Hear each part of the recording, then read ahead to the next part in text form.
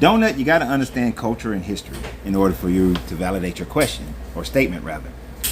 Donut's statement was about 3,000 were invited, and he's talking about the Council of Nicaea. About 3,000 were invited. Christian bishops were invited. About 300 showed up. 318 showed up.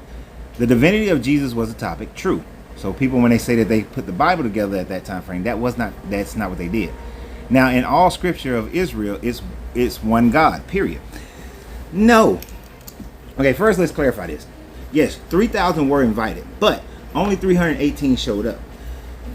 Constantine had already previously said, even to the 3,000 that were invited, that they were going to form Christianity under the orthodoxy of Christianity. And the reason why he was doing so is because in his army, as proved by up in Hadrian Wall in Britannia, as they found Christian churches that belonged to the lowercase officers and enlisted people of Constantine's army that fought with him against Maxentius in the battle of Moldavia, the Moldavian Bridge, which Maxentius had a lot of Christians in his, but they were also Orthodox Christians. Here's the thing: he wanted to organize under the Orthodoxy because the Orthodoxy were Romans and they believed in being citizens of Rome.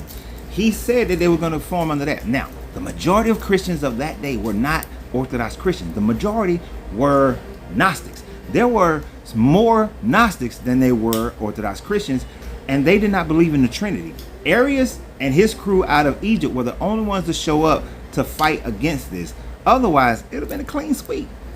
But that's why you only get 318 people who actually showed up. And they beat the shit out of Arius in order to force him to sign the Nicene Creed, which talks about the divinity of Jesus as a homoousis, meaning of the same substance as God.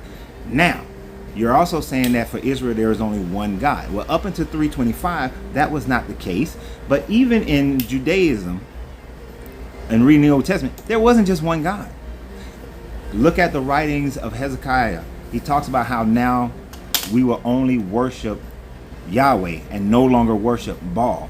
Look at how your God, Yahweh and Jehovah, often said and talked about other gods in existence. Matter of fact, when it says that Jehovah and his Asherah, Asherah was the Babylonian goddess who was married to Baal.